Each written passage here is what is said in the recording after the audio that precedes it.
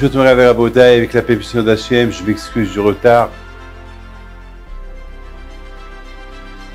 Nous sommes ce soir réunis tous pour commémorer la mémoire du tzaddik, Rabbi Haim Kanievski alav shalom, l'un des grands tzaddikim de tous les temps. Et comme vous savez tous, c'était une journée très dure, le vendredi, lorsque en plein Purim, à Yerushalayim, et en plein fête dans le monde entier, la fête de Purim. Ça fait 3 ans, un peu moins de 3 ans que nous n'avons pas célébré cette fête à cause du corona. Et ce fameux vendredi, comme ça, subitement, il nous a quittés. Et vous savez, il faut savoir une chose, que Hachamim me disent que le décès d'un tzaddik, celui qui le pleure pas, celui qui ne parle pas de lui, celui qui ne pense pas à la perte que nous avons perdue, ben, c'est une erreur. Je ne vais même pas dire ce que nos sages y disent. C'est tellement grave. À tel point que Hachamim me disent que le décès d'un tzaddik, il est l'équivalent de la destruction de Beth Amikdash. Vous savez, nous n'avons aucune idée de qui on parle ce soir. Vous pouvez parler de tous les tzaddikim que vous pouvez imaginer, mais ici on parle d'un tzaddik qui est extrêmement grand. Et sa grandeur c'est que toute sa vie c'était Torah. Il se lève la nuit. Est-ce qu'il se lève? Non, il ne se lève pas parce qu'il ne dort pas. C'est à tel point que les plus grands tzaddikim de cette génération, ils disent que, avec toutes les connaissances qu'ils ont, il n'y a rien à comparaître à ce tzaddik-là qui vient de nous quitter à l'âge de 94 ans.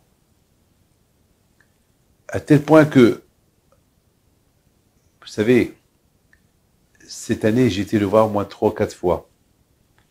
Et la dernière fois que j'ai été le voir, je me suis dit, est-ce que c'est la dernière fois que je le vois? Et je me suis dit, ben, il faut en profiter de le voir. Malheureusement, que je me suis dit que j'allais le voir à mon retour du voyage, la semaine prochaine, et malheureusement, il nous a quittés, surprise totale, comme un tsunami, comme un tremblement de terre, sans attendre, vous savez très bien, lorsque quelqu'un il est malade, on s'attend. Plus ou moins, il est malade. Et sa maladie, il nous annonce que bientôt il va quitter. Mais quelqu'un qui quitte ce monde, comme ça, subitement, c'est vrai, il était vieux. Il était vieux.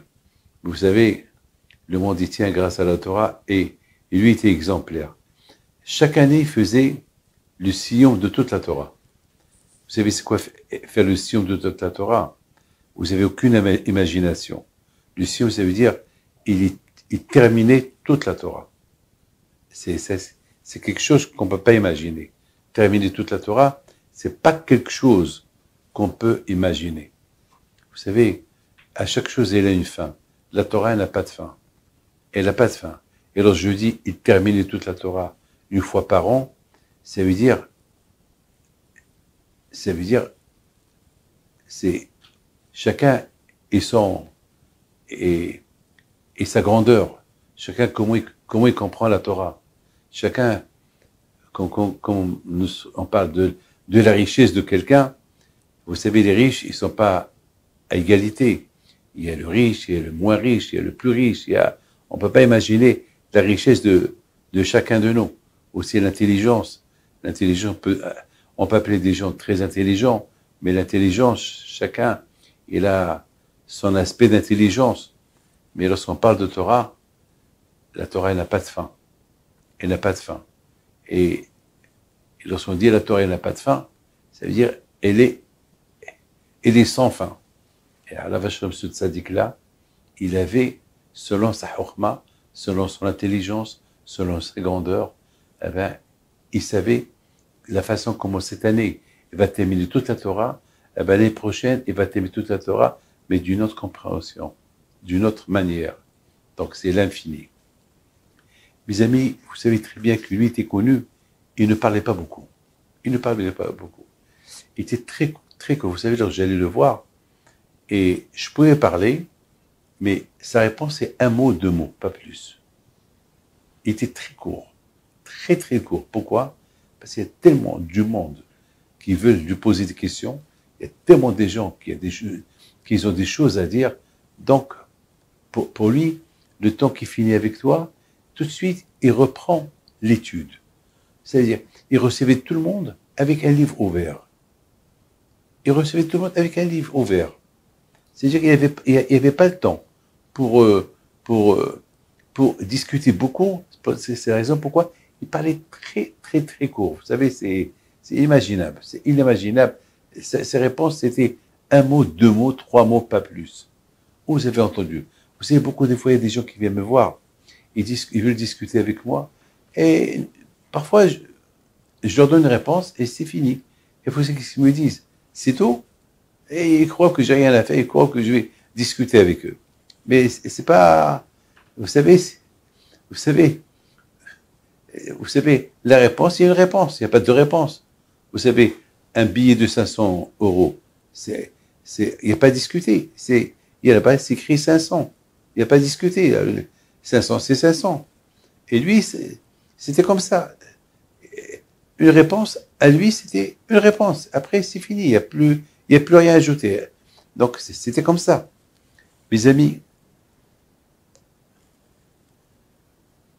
d'après ce que j'ai lu sur lui, ce que nous avons entendu, les grands rabbinim qui ont fait des espidim, qui ont parlé, qui ont donné des éloges, vous savez très bien qu'il y avait presque 600 000 personnes, 700 000 personnes, des millions de personnes à travers le monde qui ont suivi la Levaya de ce tzaddik-là. Il faut savoir une chose, que lui, qu'il était tout le temps dans l'étude, tout le temps, c'était nuit et jour dans la Torah, lui, à la Shalom, il y avait une chose extraordinaire.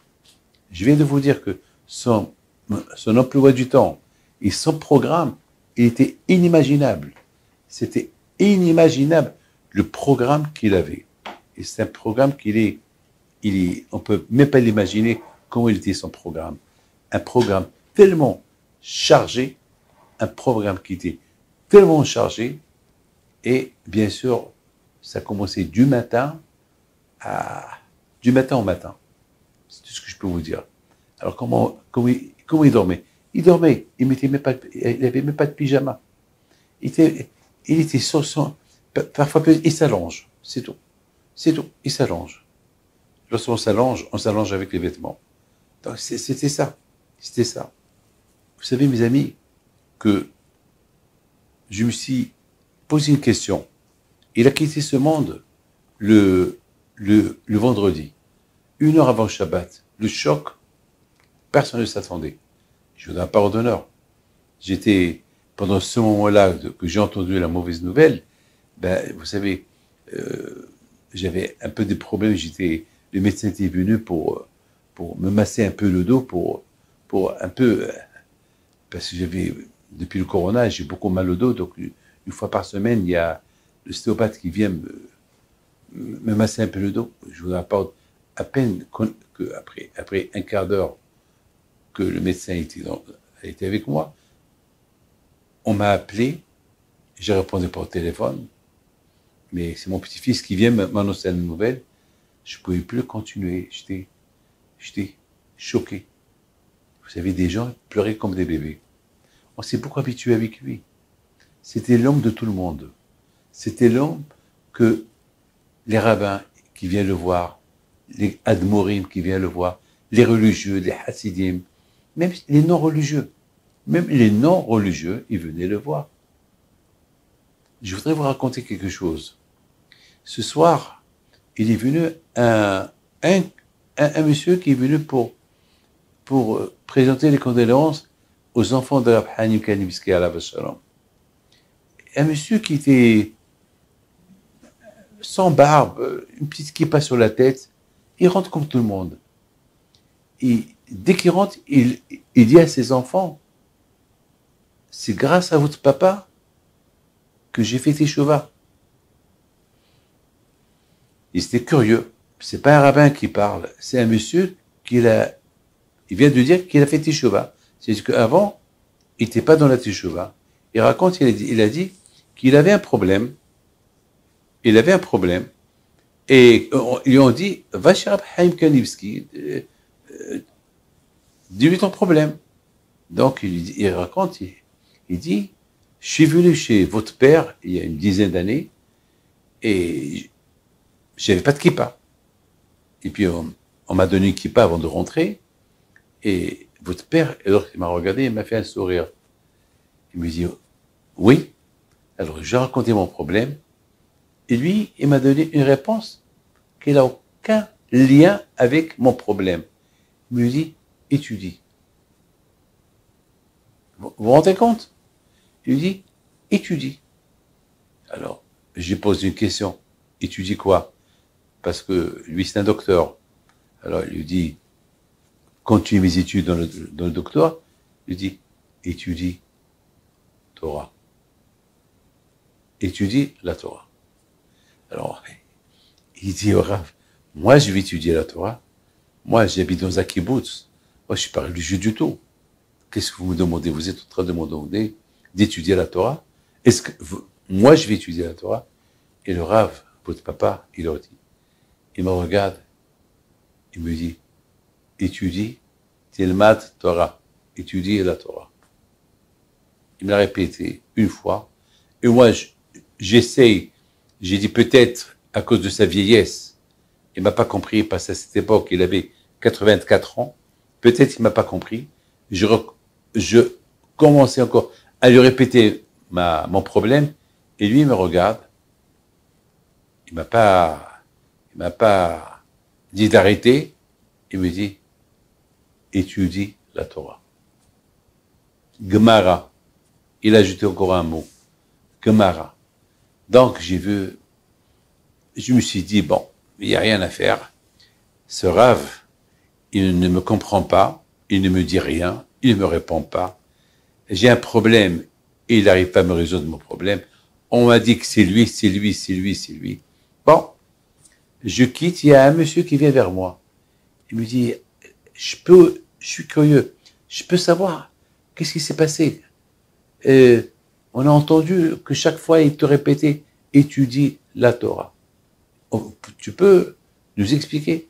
Il a dit, c'est un rabbin, il est vieux, mais je pense qu'il ne comprend pas mon problème. Voilà, j'ai un problème, pam, pam, pam, pam, pam, et sa réponse, chaque fois, étudier la Torah. Encore, je recommence mon problème, à lui dire mon problème, et il me dit, alors, ce monsieur-là, il lui dit, eh ben oui, il t'a donné un bon conseil. Il t'a dit, étudie la Torah. Ça veut dire, si tu étudies la Torah, et tu dis Gemara, prends un livre de Talmud, il y a 60 Gemarot, 60 livres de Talmud, choisis une Gemara, et étudie-la. Qu'est-ce que tu perds? Et aujourd'hui, il y a beaucoup des endroits où tu peux étudier. Peut-être, commence et teste. Commence, qu'est-ce que tu perds? Il t'a donné la solution. Lui, il parle pas beaucoup. Il t'a donné une solution. C'est pas monsieur, et lui, il n'est pas payé pour discuter, pour résoudre ton problème. Lui, il a une réponse comme si c'est Hachem qui te le dit. C'est tout. Hachem, il lui met dans la bouche les choses qu'il dit. C'est tout. Il t'a dit étudie la Torah. C'est tout. Mes amis, c'est extraordinaire ce que je vous dis. Eh ben, ce monsieur-là, il dit, bon, je vais essayer. Alors, il repose la question à ce monsieur avec qui il parlait. Il dit, vous pouvez me donner votre téléphone, et moi, si je vous donne le mien, je voudrais vous appeler, parce que là, je suis un peu perturbé. J'ai un grand problème que je dois résoudre demain, et je vois que le Rav, il m'a pas résolu mon problème, personne ne peut me résoudre mon problème, et je ne sais pas comment le résoudre. Alors, si cela ne vous dérange pas, maintenant, je dois rentrer à la maison, je suis fatigué, je viens de loin, et on dirait que je suis venu pour rien. Bon, si ça vous Il n'y a pas de problème, vous m'appelez. Il appelle 3 heures plus tard. Oui, monsieur. Alors voilà. C'est quoi? Comment je vais commencer? Mon problème, j'ai un problème.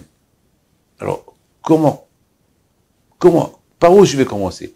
Et alors, le Rav, il me dit, étudier la Torah. Alors, dis-moi maintenant, par où je vais commencer? Moi, je suis un homme qui n'est pas croyant, qui n'est pas religieux. Je mange du tarif. Je fais pas Shabbat. Je fais pas Kippour. Je suis un homme de kibbutz. Je suis un juif par le nom. C'est tout. Alors, maintenant, explique-moi. C'est quoi? C'est quoi étudier la Torah? Je connais même pas. Je suis israélien. Je parle bien l'hébreu. Mais je sais pas, j'ai jamais pris un livre religieux. Un livre de Torah, je connais pas. C'est quoi la Torah? Explique-moi ce quoi. Écoute-moi. Il y a 60 livres de Talmud. Prends un. Essaye et prends sur toi de l'étudier. Voilà. Comment tu vas l'étudier? C'est facile. Voilà, je vais te donner des adresses. Je vais te donner un nom d'un rabbin avec qui tu vas étudier. Un nom d'un rabbin avec qui tu vas étudier. Et je vais parler avec ce rabbin. Et voilà, ça va te prendre, bien sûr, une Gemara. Elle va te prendre peut-être 10 ans. Voilà, elle va te prendre peut-être 10 ans pour la terminer. Parce que tu n'as jamais fait le Talmud de ta vie. Donc fais ce que je te dis. Voilà, je vais te rappeler dans un quart d'heure. Je vais te préparer un programme. Et si Dieu veut, tiens-moi au courant pour ton problème. Parce que moi, je sais que le Rav, s'il t'a donné cette solution, eh ben c'est la meilleure. Il a commencé à lui parler, jusqu'à que le monsieur là, il a dit, pour que je perde. Je ne pas rien du tout. Ben, c'est ce qu'il a fait. Un quart d'heure plus tard, il appelle, il lui dit, va chez toi, ranger, tu vas aller, tu habites au kibbutz, il y a un autre kibbutz pas loin de chez toi, il y a là-bas le rabbin de ce kibbutz-là, voilà, il s'appelle tel et tel nom, voilà, chaque jour, il va étudier avec toi 1 heure. Arrange-toi avec lui. Ben, c'est ce qu'il a fait. Il lui a dit, est-ce que je peux commencer aujourd'hui? Il a dit, je peux commencer aujourd'hui. Eh ben, c'est la folie. Eh ben, c'est ce qu'il a fait. Il faut avoir la volonté. Vous avez compris? La volonté. Donc, s'il y a la volonté, on a tout. C'est ce qu'il a fait. C'est ce qu'il a fait. Ben, mes amis, il est parti le soir, il a commencé à étudier. C'était dur. Jamais il a ouvert un livre de Torah dans sa vie. D'ailleurs, même lorsqu'il est parti à la synagogue, il est parti sans kippa. Pour vous dire, il a fallu qu'on lui donne une kippa. Et à partir de ce jour-là, il a vu déjà que le problème qu'il avait, ben, c'était un grand problème. Presque, il y avait pas, on pouvait pas le résoudre. Mais il s'est passé que la justice, ils ont, Menachamaim, le lendemain, il reçoit une lettre, le juge, il est malade et c'est annulé. Et tout le temps, c'était tout le temps annulé, toujours il avait un grand problème de justice. Et lui, c'était un médecin, parce qu'il y a quelqu'un qui l'a attaqué, et il pouvait perdre sa licence. Et vous savez, c'est une longue histoire. Mais la Shamaïm, ça se retardait. Et lui, au fur et à mesure, il a commencé à goûter la Torah, le goût de la Torah. Voilà, mes amis, ce monsieur-là était chez les enfants. Aujourd'hui, le Rav Haïm Kemsi, il raconte, il leur dit, j'ai terminé la Gemara que j'ai commencé il y a 10 ans, je l'ai terminé le vendredi, le jour que Rabbi Haïm est décédé. Entre-temps, me voilà. Entre-temps, bien sûr, la Gemara, elle m'a ouvert les yeux. J'ai commencé après à m'intéresser. Et maintenant, simplement, je suis venu ici pour vous inviter à venir chez moi la semaine prochaine, après les 7 jours de votre père. Je vais faire le sillon de cette Gemara. C'est votre père. Comment vous comprenez cette histoire? Bien sûr, ils ont posé la question. Et entre-temps, est-ce que ton problème a été résolu? Oui, il a été résolu, mon problème. Parce que la justice, ils ont trouvé que il n'y avait pas de suite. Le monsieur qui m'a attaqué, il venait plus. Et donc, il n'y avait pas de preuve, rien du tout. Et voilà. Tout ce que je peux vous dire, c'est votre papa, Alav Shalom, le tzaddik Rabbi Haïm Kanivski, c'est grâce à lui que j'ai fait Teshuvah. Et c'est grâce à lui que je suis. Mes amis, des histoires comme ça, c'est par milliers. C'est par milliers. Vous savez, mes amis, je dois vous dire quelque chose. Et c'est très important d'écouter ce que je vais vous dire. Vous savez, Rabbi Haïm Alav Shalom Kanivski, c'était non seulement quelqu'un de Torah, comme il a dit son fils le dimanche à l'élévaïa de son père, c'était aussi un père de famille, parce que on ne pouvait pas imaginer comment ce monsieur-là, ce Rav, ce tzaddik, il se comporte à la maison. Eh bien, son fils, il dit à tout le monde, devant 700 000 personnes, il leur dit, tout le monde croit que mon père, il est intouchable, mon père, il est enfermé dans une chambre, du matin au soir en train d'étudier la Torah. Mais il faut savoir que c'était aussi un homme de famille, un père de famille. Il jouait avec nous. Jamais il a commencé à manger sans que maman il soit à table avec lui. Et c'était un tout. C'est-à-dire, il avait toutes les bonnes midotes. Je peux vous dire quelque chose, que il y a 25 ans, je lui ai envoyé un chèque pour ses livres, pour un chèque bancaire, parce que lui, il donnait ses livres gratuits. Donc, je lui ai envoyé un chèque avec Marc Taïeb. À cette époque, il avait 70 ans. 70 ans. Il prend le chèque, et il dit à M. Taïeb, c'est quoi ça? Il dit, ça c'est un chèque. Un chèque bancaire pour vos livres. Alors, il lui répond, mais moi, je vois pas d'argent, je vois un papier. C'est la première fois que quelqu'un, il lui donne un chèque. Il sait pas c'est quoi un chèque, et en plus, il n'avait pas de compte en banque. Tout le monde peut vous dire, il n'avait pas de compte en banque. Vous savez que si cette phrase-là, elle a été dite, c'est Bémet, c'est un tzaddik qui ne connaissait pas c'est quoi l'argent, c'est quoi. Vous avez compris, c'est pas de la rigolade, c'est le Hémet, c'est la vérité. Il y avait là-bas quelqu'un, il s'appelle Rav Bergman, et il dit au Rav, si ça vous dérange pas, je prends le chèque, je vais aller le monnayer, à l'époque on pouvait monnayer les chèques, et je vous apporte l'argent. C'est ce qu'il a fait, et lorsqu'il est arrivé avec l'argent, il dit quoi? Tout cet argent, c'était dans un papier? Pour vous dire que sa tête, elle était comme dans la Torah. Alors, il y a une histoire qui est très connue. Une fois, il y a un rabbin qui vient chez lui, il y a 40 ans, 50 ans. Il lui dit, Rabbi Haïm, ça vous dérange pas, si vous pouvez me prêter 100 lire. À l'époque, il n'y avait pas les shkalim, il y avait des lires, les lirotes, la lire israélienne. Alors, vous savez, il y a une halakha, une loi, lorsqu'on prête de l'argent à quelqu'un, il faut faire un acte de prêt. Même à partir d'une certaine somme, il faut faire un acte de prêt. Et 100 lire à l'époque, c'était une somme d'argent peut-être. Alors, ils ont fait un acte de prêt. Voilà, il lui donne 100 lire. Quelques temps plus tard, pas quelques temps plus tard, quelques minutes plus tard, une fois que le rabbin est sorti, Rabbi Haïm, il appelle. Il dit, tu te rappelles, hein, que je t'ai donné 100 lire. Et lui a dit, je te fais confiance. Vous m'avez dit, il y a 100 lire dans l'enveloppe, on a fait un acte, je vous fais confiance. Il a dit, compte-les, pour être sûr que ce que je t'ai donné. Il compte l'argent, il y avait 50 lire. Alors il lui dit, Rabbi Haïm, tu ne m'as pas donné 100, tu m'as donné 50. Il lui dit, non, je t'ai donné 100. Il dit, Rabbi Haïm, voilà, je suis à côté de toi. Je suis pas sorti. L'enveloppe que vous m'avez donnée, voilà, et la voilà. C'est vous qui l'avez ouvert.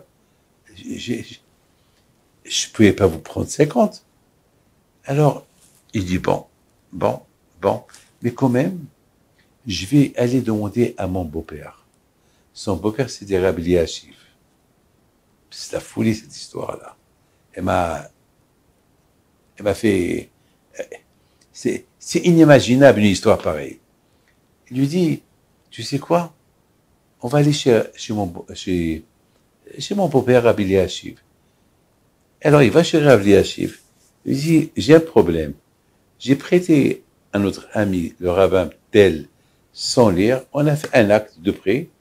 Et je lui dis de les compter. Il compte, il y avait 50. Alors, je sais pas, je comprends pas. Moi, j'ai compté 100. Et lui, il trouve 50. Mais on a fait un acte. Alors, ça veut dire, est-ce qu'il y a eu 100? Et je lui ai donné 50. Alors, le Rav, il lui a dit une phrase. Il lui dit, dis-moi, au moment que tu lui as donné l'argent, tu étais en train d'étudier? Il lui dit oui. Il dit alors, tu as donné que 50. Parce que ta tête était dans l'étude. Ta tête n'était pas en train de compter sans lire. Ta tête, elle était dans les études. Alors, t'as prêté que 50 et pas plus. Alors, regardez mes amis, c'est la petite côte de ce tzaddik-là que nous avons perdu. Alors moi, je me suis dit comme ça.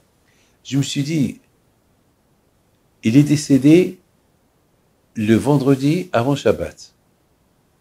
Il est enterré le dimanche à 1h, entre 1h et 2h. Il est enterré. Alors, bien sûr, vous savez que lorsqu'un tzaddik quitte ce monde, la première question qu'on lui pose dans l'autre monde, qu'est-ce que tu as fait dans ta vie? Et surtout, ils vont lui poser la question. Est-ce que tu as apporté avec toi? Qu'est-ce que tu as fait? Est-ce que tu as apporté avec toi des mitzvot? Qu'est-ce que tu as apporté avec toi? Mes amis, moi je dis comme ça.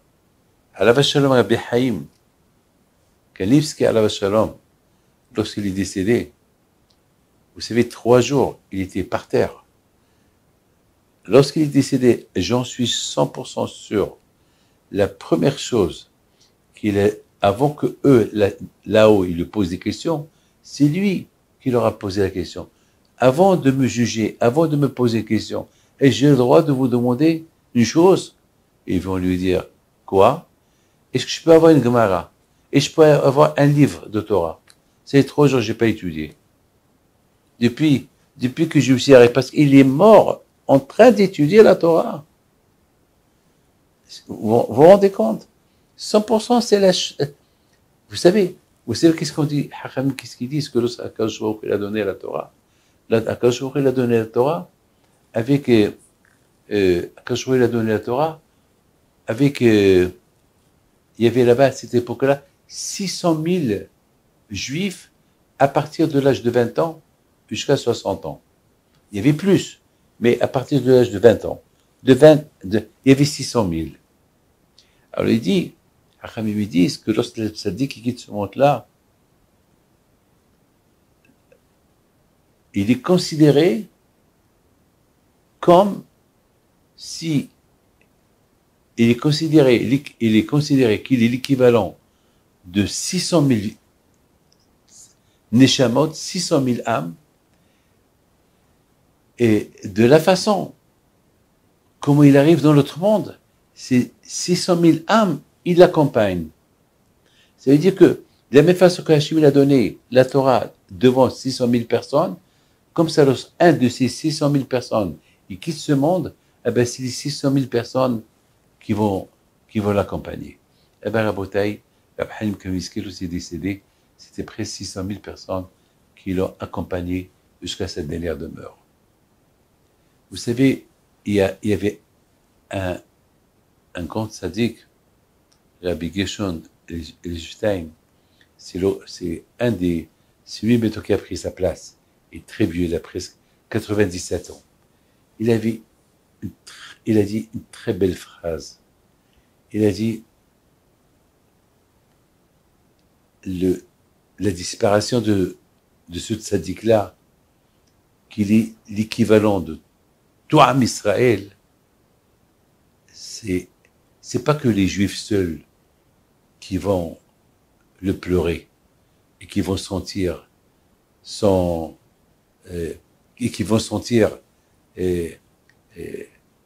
manque, qui vont sentir qui n'est plus présent. Mais Eretz Israël elle-même, elle est vide. Eretz Israël elle-même, elle est en deuil. La terre elle-même, la terre où il a vécu ce tzaddik-là. Mes amis, je voudrais vous raconter une histoire.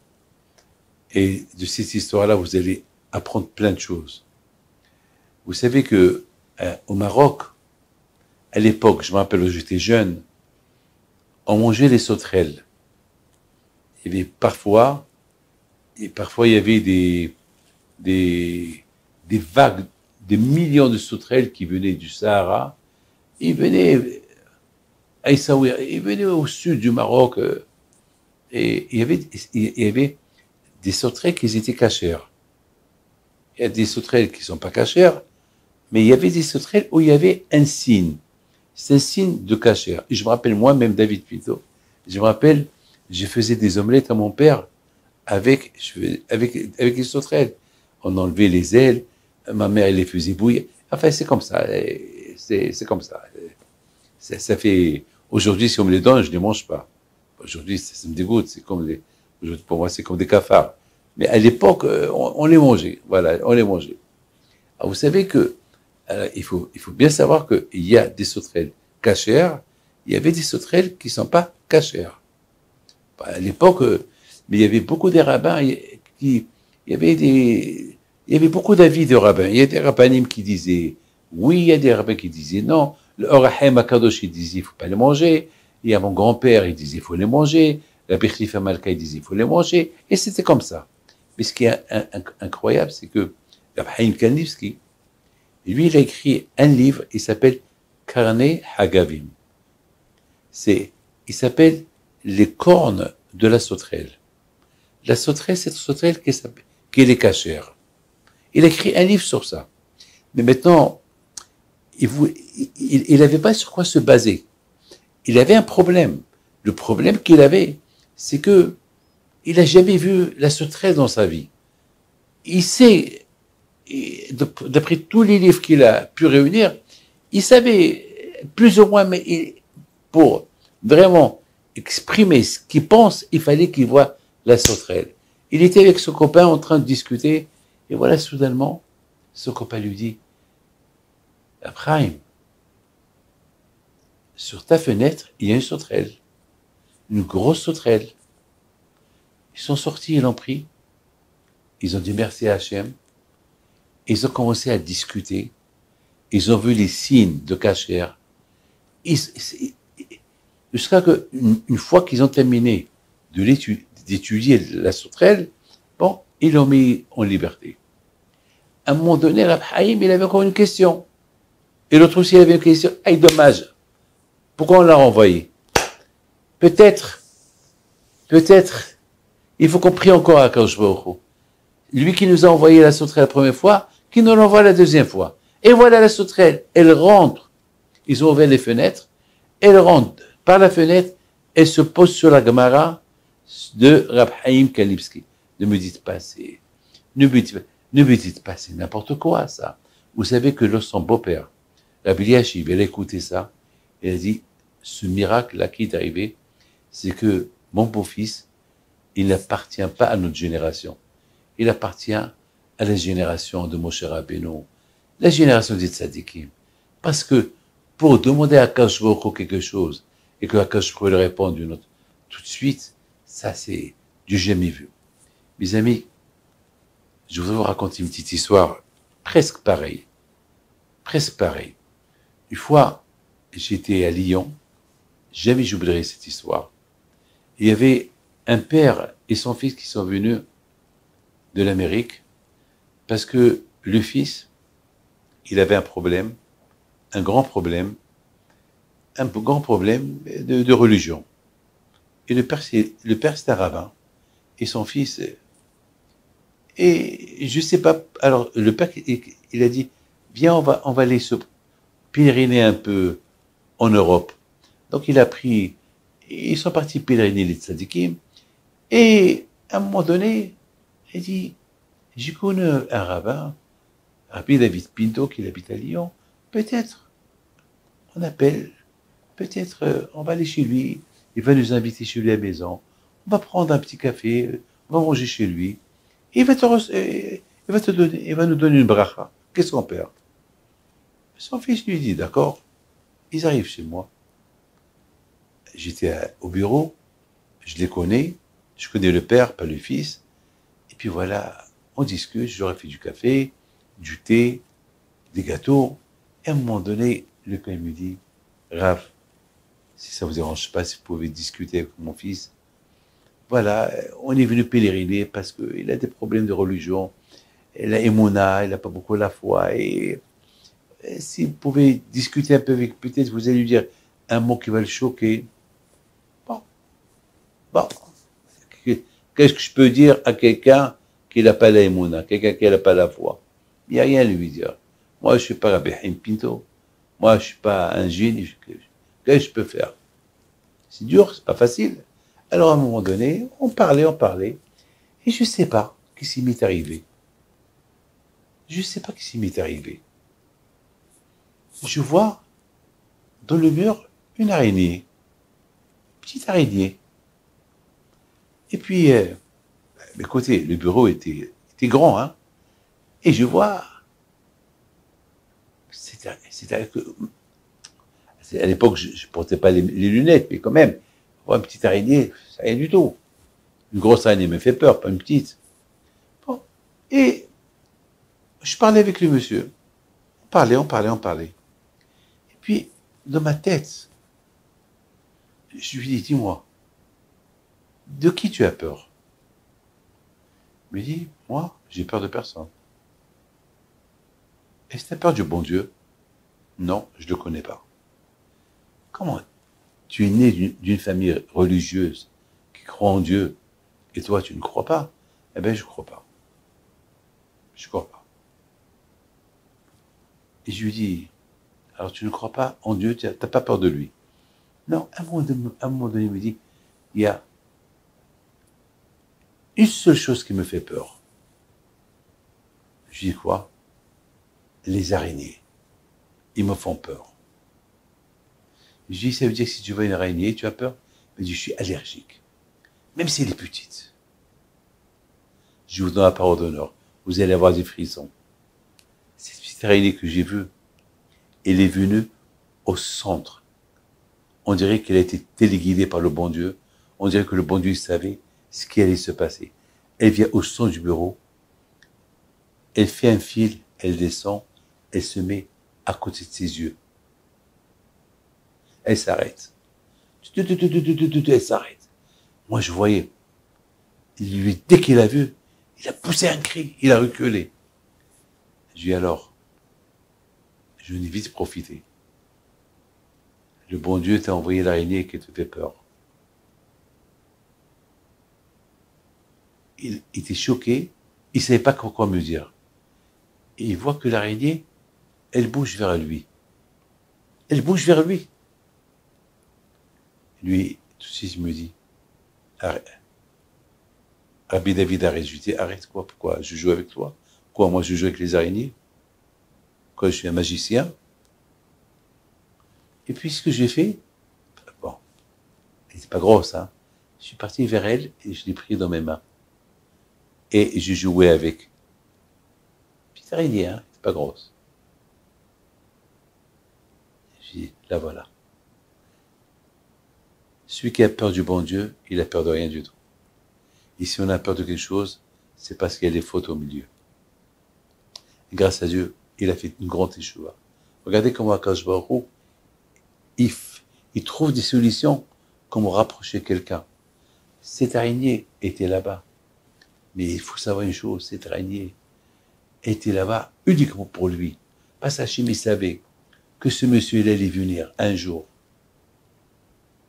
Et cette araignée, et il va me dire, et que moi, je vais poser une question, est-ce que tu as peur du bon Dieu? Non, j'ai pas peur du bon Dieu. Après, il me dit, j'ai peur de l'araignée.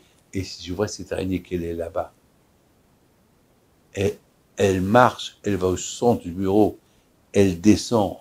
Ma masse était à quelques centimètres de son visage.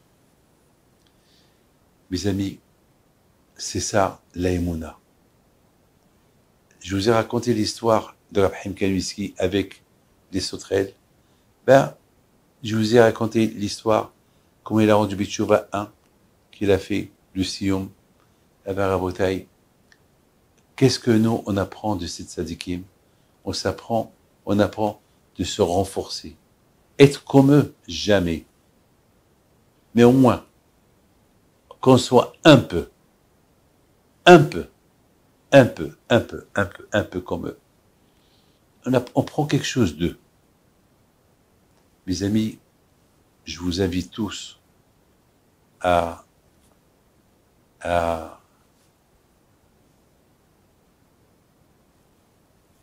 voir ce que nous avons vécu le dimanche avec Rab Haim Kanievski à la Shalom, que son mérite soit avec vous. Et pendant que vous voyez ces images-là, c'est le moment de prier. Priez. Moi, jusqu'à maintenant, je suis dans le choc. Je n'avais pas à croire.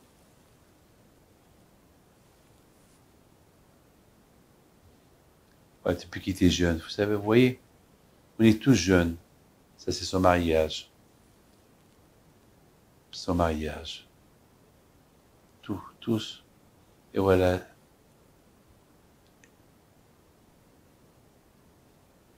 Lui et la rabbinite.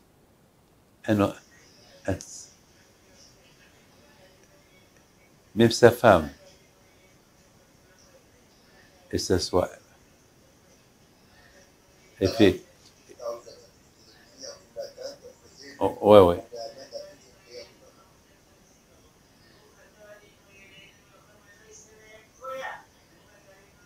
Elle fait les brachot le matin, et le mari, il écoute, il répond Amen.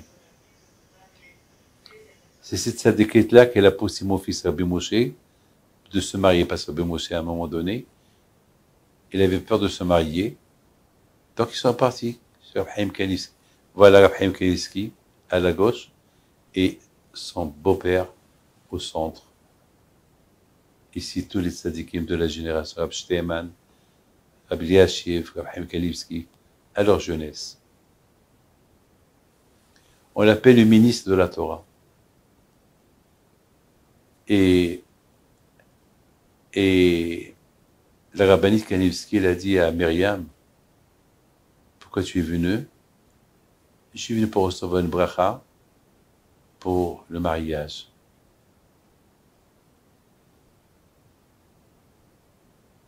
Ça, c'est les moments durs avant l'enterrement, entouré de sa famille.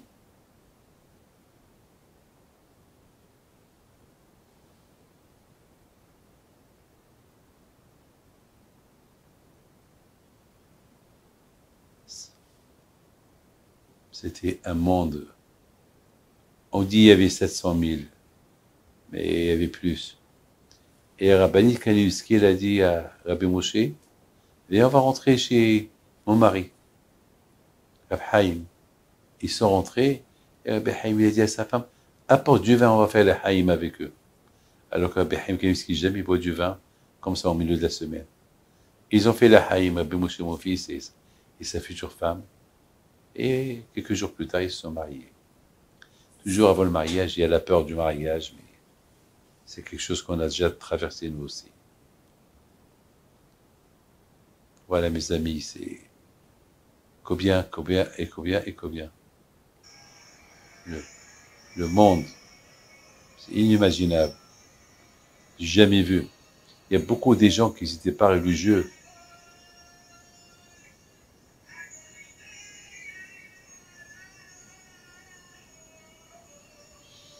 Voir la vérité en face. On a beau être Rab Haim, on a beau être grand, vieux, un jour on quitte ce monde. Et au moins, si on le quitte avec quelque chose. Pas les mains vides. Rab Haim Kanievski, c'était le monde entier était en lui, et lui, il était dans le monde entier. C'est inimaginable.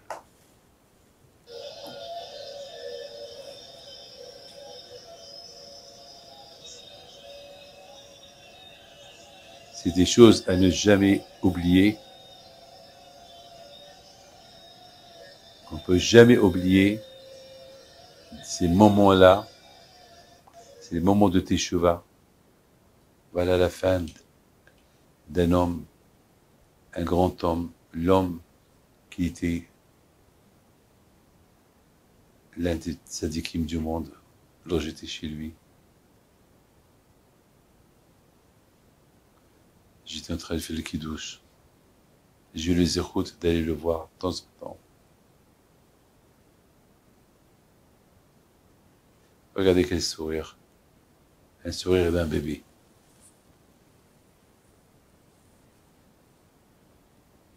Eh bien, de là-haut, il vous protège. De là-haut, il vous surveille. De là-haut, il est proche d'Hachem. Il voit Akadosh Baruch Hu. Ça, c'est la fameuse photo. Regardez comment il rigolait. J'ai osé l'embrasser. Eh bien, que sa mémoire soit bénite. Et que tous les gens que nous avons mentionnés tout à l'heure, que ce corps de Torah, la vie d'un tzaddik, qu'il continue toujours, qu'il ne s'arrête jamais, et soit avec vous tous. Et qu'elle soit avec tous les gens qui nous ont quittés dans l'autre monde. Amen. À très bientôt.